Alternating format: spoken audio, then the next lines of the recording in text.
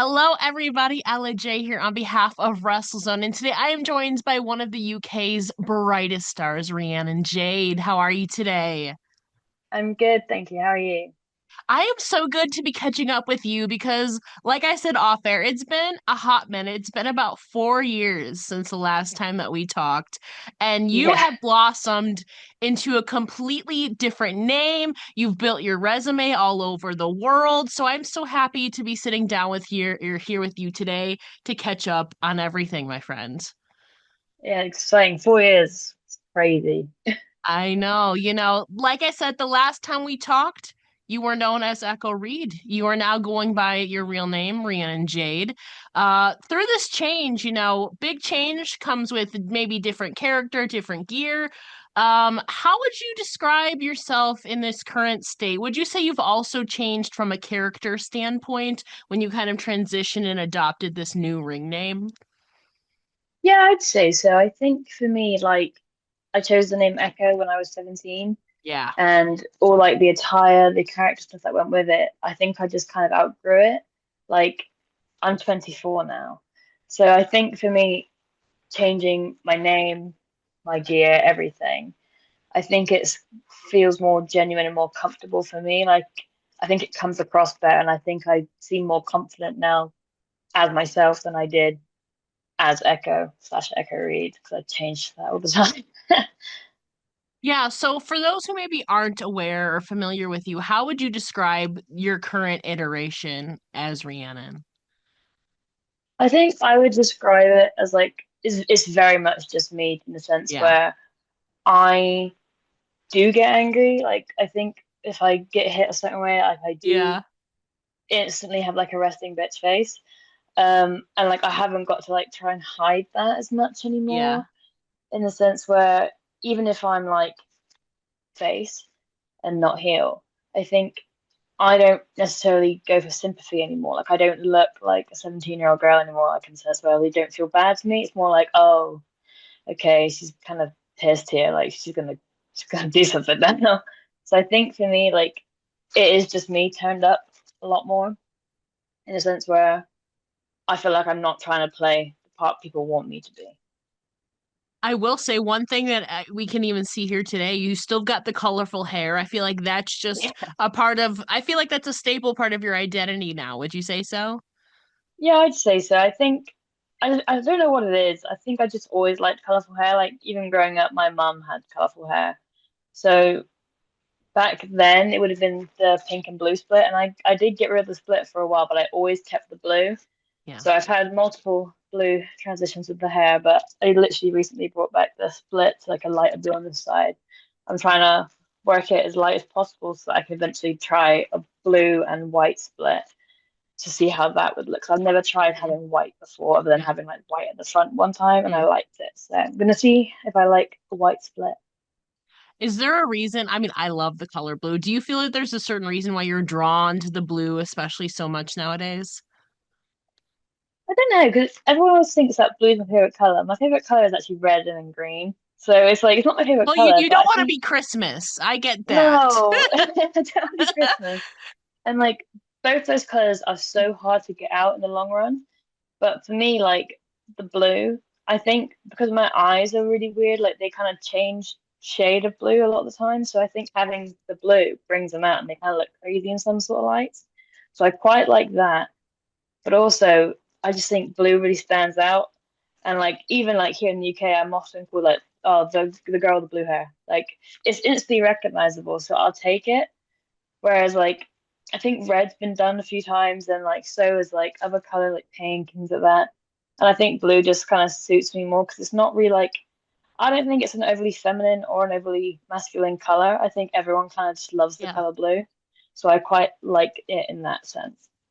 Yeah, absolutely. And the beauty is there's so many different shades of blue. Like you said, you might be doing blue and white. You got the lighter blue and the darker blue kind of going on with the split day. Now there's so many things you can do with that creatively, and that's kind of the beauty of the indies. Obviously besides like match results are a different thing, but your character, your presentation, you have control of that. And so it's definitely a big part of your identity and you can play with it however you want. You mentioned ring gear is definitely definitely another thing. Your ring gear game has definitely evolved since the last time that I have spoken with you. So as your Yeah. current day, what would you say are your go-to sources of inspiration when you're crafting and envisioning your ring gears these days? To be fair, like I always try and have like a black mesh, like crisscross mesh thing on the side Yes. or incorporated some sort of way because I had that on my first ever set of gear. So I always like to try and have that where possible now because it kind of like keeps me like grounded in the sense where it reminds me that's where I started. So I always try and have that involved. And I actually had a gear design I had made and it was like a blue set and I loved it. And the guy that I had drawn up sent me like another set, said, I thought of this when I thought about doing your gear, have this. And it was the gear I use now. And I literally just got it made in like three different colors because it was literally like perfect. I was like, this is actually way better than what I thought of before. Like, I'm going to use this. And I've literally got red, blue, and green all in that design that they made for me. And it fit like perfect in the sense where I had the sides the crisscross and I had it Yeah. incorporated on the top as well, like going across here. And I was like, this couldn't be more perfect if I tried. And as soon as I put it on like the first set, I was like, this is me sorted now. Just need this in a bunch of colors and I'm literally set. I'm happy. Yeah, I like the little kind of nod to your, your roots, keeping, you might have evolved your name and your character and your look a little bit, but you always have that like little reminder of little 17-year-old Echo of when she first started. I'm so curious. I don't know if we talked about this the last time. You started wrestling at such a young age in high school, basically, training. But if you look back to the younger version of you, what did little Rhiannon like envision herself doing when she got older? Was it always pro wrestling, or did you envision you're going down some other career path? I had a lot of like different career path choices that I wanted to do as a kid. Wrestling was always one of them because I always watched it growing up, but like it Yeah. wasn't like where I'm from in the UK, I'm from like literally at the most southern part in Cornwall. Okay. It wasn't like a popular thing for boys or girls. Like there was a group of boys in my school that would watch wrestling and they would do it on like the basketball courts and stuff. But if like a girl did it, it was seemed as weird. Like that's probably like universal anyway for most places in the UK. But it was always a weird thing to have. So that one was always more of a secret like goal. Like my best friend knew it. We used to watch wrestling together on a Sunday on reruns when we were teenagers. Um, and then other than that, there was a point where I wanted to be an actor. I did drama GCSE, which is like I don't know what that is in the US. And then I did music, so I wanted to be a singer at one point. And I just say I am not a good singer. I am a bang average singer. I can do the bare minimum. I am not top tier. I was an average singer, but I like doing that. And then yeah, to be fair, I wanted to be a teacher at one point. I wanted to be basically a bit of everything, to be honest with you. I remember my sister had like a party for her, for like a what birthday was it? It might have been her 21st birthday party. And she's like 8 years older than me. So my little sister went as SpongeBob because she wanted to be, so the theme was go as what you want to be when you grow up. And she wanted to be Postman Pat, or she wanted to be, she was like a weird cartoon we had in the UK. Postman Pat or SpongeBob. She wanted to be SpongeBob, so that's what she went as. And then I want to be the Pink Power Ranger growing up, so that's what I went as. And then it was everyone had like normal like career paths, and we're just there in like cartoon costumes basically. But we were kids, so it's okay. But yeah, I went my like options changed quite a lot, but wrestling was always the main one. Yeah, you were definitely a dreamer growing up. Yeah, You know, didn't want I a normal career path. I'm not gonna make you sing or put you on the spot, but like if you Oh were like God, no. what genres were you like envisioning yourself like singing or being like an artist for? Singing wise would have been more like pop girl, like I guess. But like my music taste is a bit of everything anyway. Like I like old like pop punk, old rock and roll, 80s. I quit hot girl music. I quit pop pop girl Yeah, stuff. yeah. I love country. I love a bit of everything. I'm really not fussy, to be fair. Well, the beauty is that a lot of music entrances is definitely an integral part of your presentation. So I'm curious if you had like an unlimited budget, if you could collaborate with any band or artist to create a custom theme song for you, like who would it be and what would the vibes be like, you think? Oh, I already know the answer to this. There's like a UK band called South Arcade, and they're blowing up right now. And like I was obsessed with them like for like the last year, like on TikTok, and I've downloaded all like their songs Mhm. and like any like highlight videos I get made from like my boyfriend makes them for me, which is very handy because I can't figure that stuff out. He always goes, "What song do you want on it?" And I always, if they have a new song out, straight away it's on one of like the music videos I get him to make.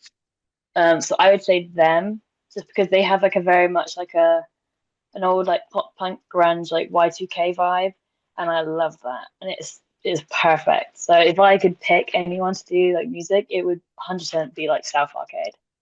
We need to start the petition to get the ball in motion, Gotta get them now before they completely blow up. right? Right? Budget will be crazy after that. Do they tour a lot around your area? Yeah, they've just finished. I think that either they've just finished or they're still in the US doing a tour. I Mm, know that they're playing at like the Download Festival in the UK yeah. next year, but they might be opening for Per Seconds of Summer, which I already have tickets to because that Oh is my like my favorite God. band. I love Per Yeah. Seconds of Summer. I've seen them like 3 times now, so I jumped from the pre-sale as soon as it Best of happened here in both the UK. worlds for you, it Oh, I love seems it. like. If it happens, I'm gonna be so happy. But I've liked all Yeah. their openers so far, so I'm like if you to get like a 4-1 win streak, great. Yeah. I feel like you are. You're on a roll. So we're manifesting that for you. Please. Um, you mentioned obviously you're from England. You lived in Wales for a while. Now you're back in England. Obviously, I think you talked about this. The move to Wales was to, they had a great scene there and maybe you were drawn to move there, but now you're back in England. What prompted the move back to England for you? So I absolutely loved living in Wales. Like there was everyone there was lovely, completely loved where I lived. Like the actual place in Wales was stunning. We only moved because we did another 3 month tour in America and we just Ah, couldn't that's afford to right. keep the place Yeah, yeah. in Wales. So when we came back, we moved in with my partner's like dad and took his family home until we moved into our own place again now, thankfully, just to save some money when we got back. But yeah, if we had the choice, we never would have got rid of like that place we had because it was such a nice place and like it was like a 2 bedroom place. And we had our cat, and we got the cat now. Don't worry, he's still here. But it's just a nice place to live. Yeah, stunning. Absolutely loved living in Wales. You mentioned obviously the States. I am so sad that I did not get to see you on your tour. Hopefully, we get you back here in the States, maybe 2026. Fingers crossed for that. But Hopefully. I have to imagine the States is maybe a little bit different wrestling wise for you. So tell us about some of your takeaways from your experience in the United States from a wrestling standpoint. On a wrestling standpoint, there is like so much more like opportunity in America. I think because like you guys just have shows everywhere, and because your Yeah. country's so big, like there is like no shortage on shows to go to. Whereas like here in the UK, it's it's a strange one because it's a small country. You shouldn't really have an excuse to be like, oh, they're like 6 hours away. You probably can't use you on a show. When there's people in America that'll drive from like 4 different states to get to a show. So it's crazy to me in that sense. But it's like opportunity was just like everywhere when we went. Like we would just show up to places and people would be like, oh, we got like our group of four, well, kind of five at one point as well. We were just called the Brits. So everyone's Yeah. kind of just knew of like the car that would always come up and we were just the Brits. And I was like, that'll do. That's fine. We're being remembered. It's okay. But like here, we're still like that same group of people, but it's like you kind of it's hard to get all of us on one like in one show compared to how easy it was for all of us to be on one show in America. Yeah. Like they'd be like, great, a whole car full of English people, wicked, get him on the show. Like they were so amazed by it because there obviously isn't a lot of British wrestlers in the US on the indies, so it was so much easier. And like wrestling in general over there, like I only went really to like the Eastern America and the Yes. South. So I don't know how it is in like the Midwest or up north or anything like that. But down there it is very much like family show kind of vibe. It's not too much super indie, if that makes sense. Yeah. So it was similar in that sense because we have like things called camp shows here, which is very much like family shows. A lot of them aren't even wrestling fans, they're just on holiday. So it's like you do like the fun, silly wrestling, but like Hmm. silly wrestling in the sense where it's telling the story that is so easy for people that don't even watch wrestling to understand, basically. So that was nice for us going there and it being similar. It's just that there's so much more to do. Right? Yeah, like just as an example, like the state of Texas itself, like you could travel 8 hours and still be in Texas. I'm pretty sure you can get like the UK twice into Texas. Like, this country is so small in comparison. Like, there's like four different countries, and you still can fit them all into Texas twice. I know, and like the states like New York to like California would probably take like 2.5 days to get there. Like it's crazy. But you did seem like you had a lot of fun. You obviously had some great opportunities and learning opportunities as well with Dr. Tom Prichard. What are some things that you learned from your training with Dr. Tom that have maybe really stuck with you? Oh, I love that man so much. He was always like the most patient person, but it's also like you'll go to training and he'll be like, if you mess up, it's okay. It's training. It's where you're meant to mess up. So like, and you keep doing these things until you can't get it wrong. It's not like reps until you get it good. It's you keep doing it until you literally can no longer get it wrong. And I kind of love that in a sense where it's like it's not putting you pressure on you to be like, I need to get this done. I need to get this done. It's more like just relax. Eventually, it's going to become at the back of your hands. It's going to become like the easiest thing in the world to you. So I love that.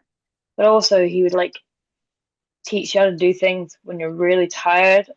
So there's like a drill called like the 5-5-5 drill, and like the first time you do it, he like doesn't tell you to not to go slow. He wants to see what you do, and every single one of us just goes into like 100 miles an hour, and come the end of it, we're all completely like screwed on the floor, like dying. And it like we went in the summertime as well in Tennessee, Oh my so God. we were at this unit, and it Yeah. was just hot and humid, and it was disgustingly warm that you're breathing in hot air. So he was just like, well, now you know how that feels like to do like that way. The next time, like slow it down like by 100 and see how it goes. It's like, yeah, this isn't a drill you need to do fast. It's just to see how you cope when you're completely dying, basically. But like that was a good drill. We'd also do like man in the middle drills, and they used to kill you off, but like they were really fun. The only one that was terrible, and he didn't even do it at the next class when we went the next year, which is so stupid but funny, is he did like a body slam drill. And you do this man in the middle, and it always ends with the person giving everyone like 5 body slams each. So the person giving them all is absolutely screwed because they've just lifted everyone up about 25 times. So they're knackered, but also everyone taking the body slams is like, oh, this sucks because you just taken Yeah. 100 body slams. And we did it like each. So like by the time the end of the night finished, we'd all taken like 100 bumps, 100 body slams each, basically. So maybe that's a bit dramatic. There was a lot of body slams each. But then we went the next year. We were like asking people in their class, like, "Oh, did you guys do the body slam drill?" And they were like, "No, we didn't do that." I'm like, Dr. Tom, God damn it, why? Starting to think he just reserved it for you Brits. Maybe like a little vendetta against the Brits. I think also like our class was fairly big in comparison to the next class, Ah, but it's also yeah. like ours had more people in it that weren't like beginners. So I think he wanted to see what Yeah. we would do. But oh, holy moly, that killed us off for a few days. But like even the things like outside like wrestling, like we did a promo class once a week. It was on a Wednesday. And I'm terrible at talking to a camera like when I have to say something like off the cuff. So I was absolutely dreading a Wednesday every week. I was so Mhm. scared. And like we had like a deal in our group that like Wednesday was Dairy Queen Day in the sense where we would go get a blizzard after promo class. We would just sit in the car and eat an ice cream, which was great for me because I absolutely loved the blizzard. Because it was like the only way for me and like my friend Ruby, we like the boys in our group, they're pretty good at prep. Like they're pretty comfortable talking, Yeah. and like they were already good at it. They just gotten better at it basically. But we like me and Ruby were just like we're so bad at this talking. So it was like always like, the dreaded day. But like we'd always go in with at least one promo in mind, and that one would be fine. And then as soon as he'll give you like a random word you've got to try and incorporate. And I'm like, Oh I don't know yeah. how to think that fast. I don't know. And you've got to try and talk for a minute, and he gives you like the gestures, like make sure you don't like go over your minute or under your minute. Like try and hit a minute bang on for like TV stuff, which is so handy by the way. And it's like, oh, I was so bad at it. I'm better at them now because of him, but I was so bad at it that first year we went. But truly, like, he's like one of the best people I've ever met in wrestling. Like his mind for it, like even just as a person outside wrestling as well, he is so funny. But you can't tell him he's like all these good things. He doesn't want to hear you put him over. He doesn't want to hear it. But he is just the sweetest man ever, and I love him to pieces. Do you recall like one of the random words that he gave you one day at promo class? I think one of them was like cement or like gravel, and I was like, how am I supposed to say Mm. gravel in a promo? I don't know what I'm even talking about yet. I want to And it's put like you you down can into the literally ground with the gravel. yeah, but like as soon as like I'm quite cringy, so I instantly cringe at myself anyway. So I was just like, how am I gonna say these words without laughing Oh yeah. or like or I say the word, I'm like, all right, I said the word. Oh, what do I say now? Oh, poop. And I'd be like pause and they'd be like fine. It's like keep going. I'm Yeah. like, I don't know what to say now. You gotta push yourself outside your comfort zone, if you want Yeah, to it is continue to handy in that improve. sense. Yeah. I And I it's feel like needed to be fair because I was always terrible at it. So it's thankful very much for it now. well, I feel like if you can, manage or maintain the kind of off the cuff or spontaneous stuff, then like the scripted stuff is easy as hell then. Like if you can get the hard part down first, the Yeah, spontaneous kind of improvised stuff, I feel like you can definitely scripts are gonna be nothing then, for I your feel that. promos. Like even like in school, like whenever I did like drama, I was Yeah. always like improv was never my strongest suit. It was always more like if I have a script and I've got a bit of time to look at it, I'm chilling. That's fine. I can easily do well in this. When I've got to like actually think of what I would like this character would say, whatever, I'm like, I don't even know. My brain just instantly goes blank. And like that's like I think the one thing that's gonna hold me back at wrestling because I just don't know how to do things like off the cuff of my own head because I don't think I back it. That makes sense. Like I'll think of a good idea and I won't do it. You gotta trust yourself. That's you can always try stuff. If it doesn't work, it doesn't work. I That's the know. beauty of practice, but I get it. I get it. I am one who's still like even like public speaking and like this is like totally fine, but like public speaking in general, like off the cuff, like I understand that too in my mind. I'm like, I need to prepare like my stuff, like memorize it in my brain. I totally get that though. And especially to do it in front of a crowd though, that's a whole other layer. Yeah. Um, Weirdly, if I do like a live promo, that is always better than like a pre-recorded one because I think in my head I'm like, I only get one take. I have to do it well the oh, first time, and in my head I'm like, I'm gonna do it. It'll be fine. If I know I can retake it, if it's not gonna be good, then I'm like, I don't commit fully to that first try. I think, which is not good. I gotta start committing they to the need to first just try tell so you it's that it's done. that it's live, then you Yeah, only get just one tell me take. it's a one and done deal. Because honestly, I'd be like, because especially because like I talk too fast sometimes. So if I stutter or something, my brain's just like, ugh, and I'll just stop. Whereas Yeah. like if I do that live anyway, I'm like, well, I just gotta carry on, it's fine. So I've got to like get that into my head. Just do it Yeah. first try. It's all a growing process, you're still only 24. You got hopefully fingers crossed plenty of time, because wrestling is always unpredictable. But you mentioned the food in our portions are definitely different here in America. And I've heard you say that you and your friends indulged in a lot of like the Dairy Queen and the We Wendy's. did. I know Wendy's Oh, was so you were a good. big fan of. Or sorry, Dairy Queen you were a big fan of. I love that too. So maybe the most important question of this interview. What are your top 3 to 5 ice cream flavors? Ice cream flavors. Ooh. Well, my favorite you don't have in America, I don't think. I didn't find any anyway. Okay. It was like honeycomb. Oh, we had Yeah, like bits I'm of honeycomb in like ice cream. Oh, it's the best. sounds good. It's like a proper like here. It's more like an old ladies like Mhm. ice cream go to. I think because it was so popular back in the day. But oh, it's my favorite. Honeycomb ice cream is top tier. I also like a mint chocolate chip, so that'd probably be number two. And then oh, number three might have to be like a Ben& Jerry's cookie dough because that is stunning. Then I like a caramel like then what's it called like the Ben& Jerry's caramel like choo choo or something like that. It's got like the little like caramel pieces in it. Yeah, That one. That's I'm a good. big caramel girly, so I support that.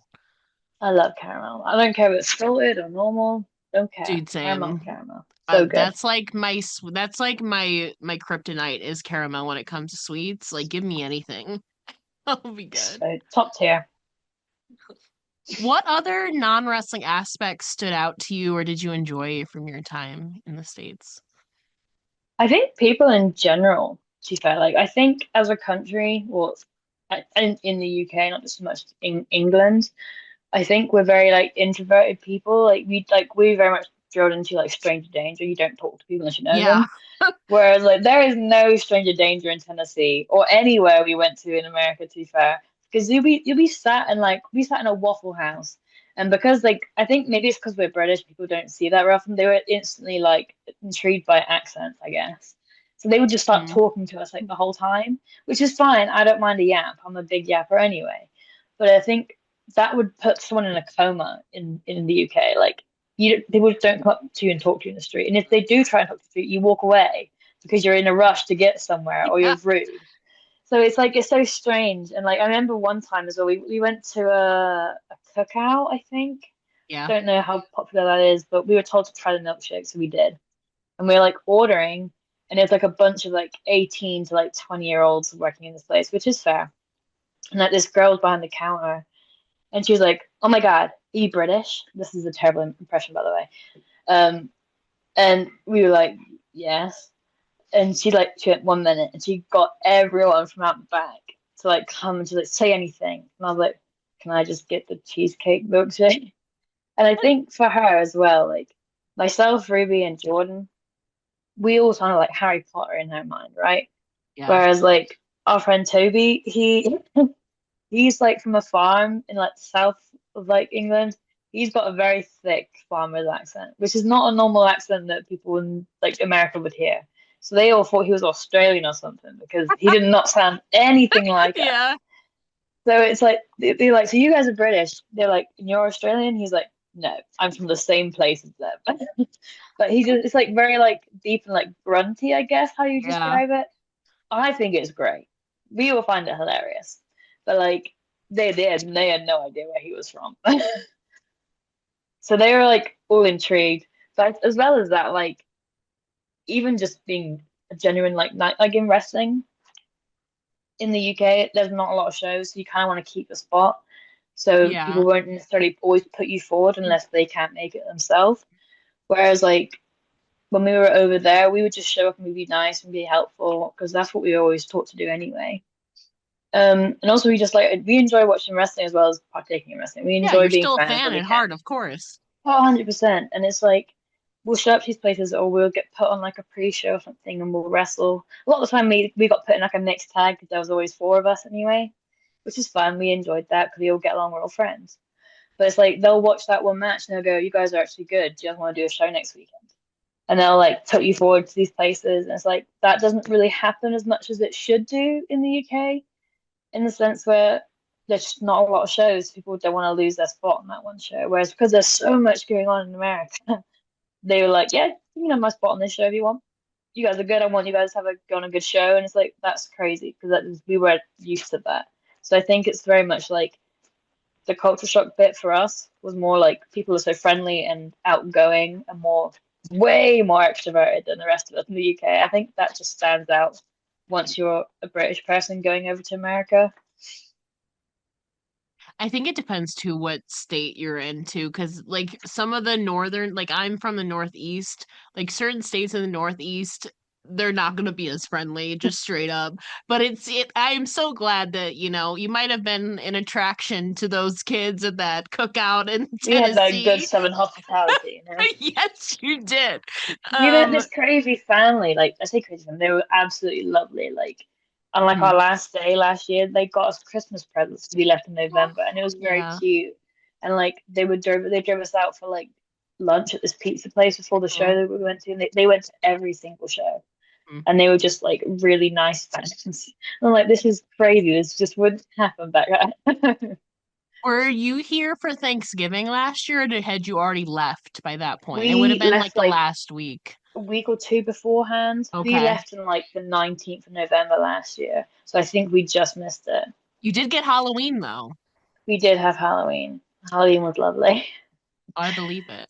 I spent my Throughout. birthday like the last, not this year, but the last 2 years before, I Mhm. spent my birthday in Tennessee, and I those are my two favorite birthdays I've ever had. They've been great. Believe it. I miss Nashville. I've been to Nashville. I miss it so much. I would go back in maybe not in the summer, but I would go back in a heartbeat because like the people there were lovely. Broadway was lovely. Like I just and like I feel like I'm a country girl at heart. So I I I loved I, it. I miss it. It was We stayed in also Knoxville, and it was absolutely oh, amazing. You're I right next to like the believe Smoky it. Mountains. Oh, it's Oh, beautiful. that sounds amazing too, especially you can go exploring and all that stuff during your free time. Oh, we need you back over here, my friends. Oh, if it was that easy to Yeah, go to America and I stay there believe for a it. long period of time, Yeah. I would 100% move to Knoxville tomorrow. If that opportunity arises, who are some competitors you're eyeing for potential matches here in the States again? I would love a singles with Kenzie Page. I've wrestled Kylie Page in a singles, and I've wrestled Kenzie and Kylie in a tag before, but I've never Yes. wrestled Kenzie in a singles match. So I would love that because she's awesome. Um, what else would I want to do? Depends. Like, are we talking about like the whole of the US or just like Yeah. Nashville Yeah, stuff? I would The say whole the of the whole of the US? Hell US. yeah. Yeah, there's loads of people over there, isn't there? I want to wrestle Hyan. That I don't know if that's Oh, how you say yeah. her name, but she's great. Um, I also want to wrestle like there's these two girls in Texas called the Queen Bees. They're great. I want to wrestle Charity those King girls. and Danny B. Yeah. Yeah, they look sick. I met those girls that last year at NWA, and they were really nice. Like they're just both very good. And you can't like when you're trained by like Jazz and that as well. Like how could you not Yeah. be? You know what I mean? So 100% like those girls. To be fair, a bunch of like the AEW like Ring of Honor girls as well. Like they're all sick. So 100% like I'm really not fussy if you're a wrestler. To be fair, I just love that there is people like out there that you can wrestle because there's not like because there's no big company in the UK other than like RevPro and Progressive, but there's no Yeah. like big like signed place you can get to if that makes sense. Like there's no Yeah. like smaller big promotion that makes I know sense. what Like you mean. Yeah. so there's nothing in the sense of like there's no one here that's signed other than girls that like fly out to America. Like you've got Diana, she's based in America now for the rest of the year. Mm-hmm. You've got like some of the TNA girls that are signed, and that's pretty much it. There isn't any other UK girls that live in the UK still. The ones that did get signed, they live in America, or the ones that do live in the UK, they fly out most weekends for like TNA or something. So like you don't get to wrestle these girls on your doorstep the next day like you do in America. Like I could go back to Tennessee tomorrow and then maybe I'll get someone they brought down from AEW. And like that's crazy to me that that's still a thing. Yeah. Well, you mentioned a couple more questions for you. You mentioned TNA. That was also Nashville marked your TNA debut against Tasha Steelz. You've talked about your experience before, but also I have to imagine that it's like a great learning opportunity for you because like before even the match was official, you're kind of helping out around, you got the locker room surrounded by a lot of veterans and executives. So did you get a chance to pick the brain of any TNA locker room members or producers during your time there? I did after my match, but like even like before, like it Yeah, was like a 3 day thing. The first 2 days, I was pretty much in fangirl mode. I can't even lie. Because like sure. the people that they have there are people that I watched growing up. Like you have like the Hardy Boys there, and like they were like me and my brothers. We would literally do this constantly. Yeah. We were obsessed, and like you had like Nick Nemeth, Dolph Ziggler, whatever you want to call him. I was obsessed with him growing up as well. So it's like I'm seeing these people that I watched on the TV, and I'm just like trying not to be creepy fangirl. I'm trying to be Happy Reed, that's a totally normal person, and try and be helpful. So it's a strange one.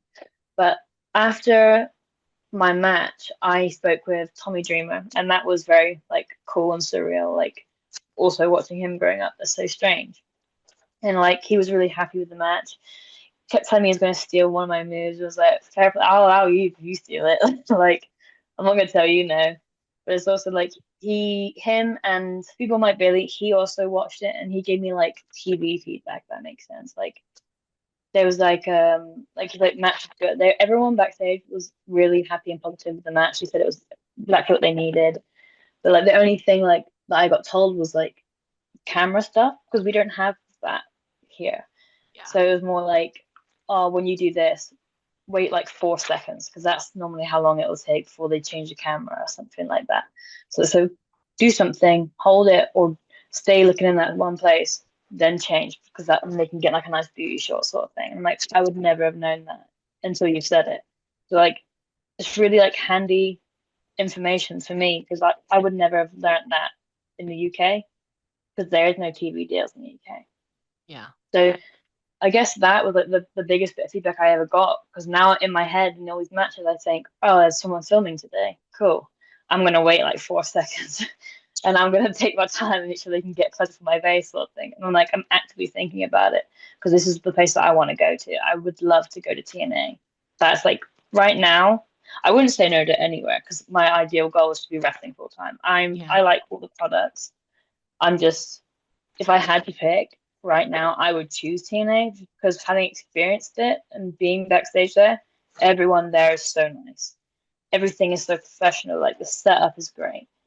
There wasn't a bad thing about that whole experience. We were there. We literally on the way home, we were literally driving back thinking like, holy like moly, like that was the most English thing ever, holy moly. We were literally in the car like talking about how amazing it was. Like everyone had the best time.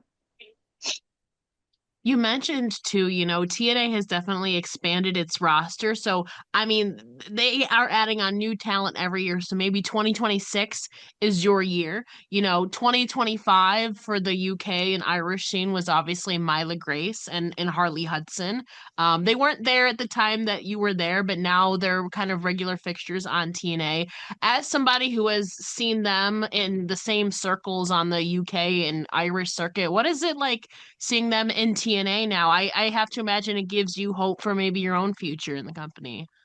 Oh, 100%. And it's also like it's nice knowing that they're signing people that like one are really good, but also Yeah. like people that are nice to work with as well. Because I've Yes. wrestled both Harley and Myla Grace before, and they're both lovely girls. And it's also like it's cool to me knowing that like I'm wrestling these people and like like it's quite weird in the sense that they'll wrestle me one weekend and then they'll fly out to some random place Right. in America and it's like that's so cool though.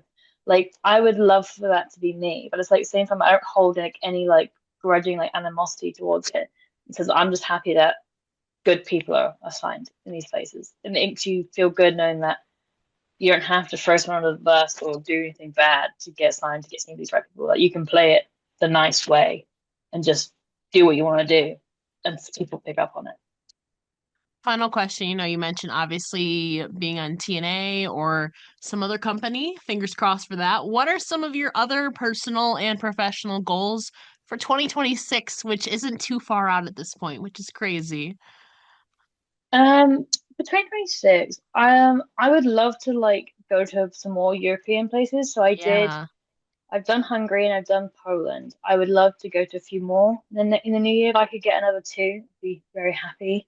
Even if it's like France, Spain, Italy, that sort of thing, Finland, Sweden, something like that. Or even like in the Netherlands, they have a place called like Wrestling Holland. That looks really fun. There's loads of like newer European places that I would love to try out. Um, and also, I'd love to go back to America next year. I don't know if I could do another 3 months just because I do like the place I'm living right now. I don't know I could Yeah. afford to pay the Valid. rent on this place while living a life up in America. But I could probably do a month in the new year. I don't know when, but I would 100% love to come back. I would love to come back at least once a year if I don't have like a full thing where I could stay out. Um, that is the goal, though. I truly love wrestling in America. It's one of like my favorite things ever. But also, it's nice going to see these places as a fan in America as well. Like Yeah. I wasn't initially going to TNA to try and get on. Like that was an absolute bonus, and I was Yeah. wishing for it, but I never thought it would actually happen. I was more there to just watch like a great product and enjoy myself as a wrestling fan and see what happens behind the scenes in the sense at a professional place. So that is my goals for next year. I would, if I could work my way into being as good as I can next year to get a tryout for somewhere, that would be an absolute dream come true. But it's like I don't want to put too much pressure on myself to achieve these things if they don't happen. I get I'm it. more like I'm just happy in wrestling. I love it. And whatever happens, happens. Whatever's meant to be will be. I just hope that I can get something exciting again, like the TNA thing, because that was the best day in wrestling ever for me. Yeah, it's going along for the journey. Of course, we all have goals, but also not losing sight of the exciting stuff that's happening around you right now. I love that mindset. I feel like we get lost sometimes or tunnel vision of we want this, that we lose sight of the journey, the ride that we're on right now. And you 100%. you've definitely been on a hell of a ride the last few years. Before we let you go, please let the listeners know where they can find you online and support you. Hey, you can get Rhiannon Jade underscore PW on both. And then on TikTok, it is Rhiannon Jade reads because I like to read. And I don't talk about wrestling that much on TikTok. I just read books because I have nothing else to do in my free time. It's a nod, the other read, but it's a different read. It's a different I like read, but I it. read. You'll always part of you will always be Echo Read. Well, I That's got the name amazing. Echo from a book, so it's That's fitting, true. That's true. But in the meantime, thank you so much for joining me here today. It's been an absolute pleasure. I promise we will chat much sooner next time, and we It look won't be four forward. years. We'll make it three. Yes, probably sooner though. Probably. Congratulations on all the exciting things you've done. We obviously hope to have you again here in the States. If you are, please let me know. I'm gonna like check it out and all of that. Thank 100%. you so much again. It's been an absolute pleasure. Thank you very much. I'm glad to have them back.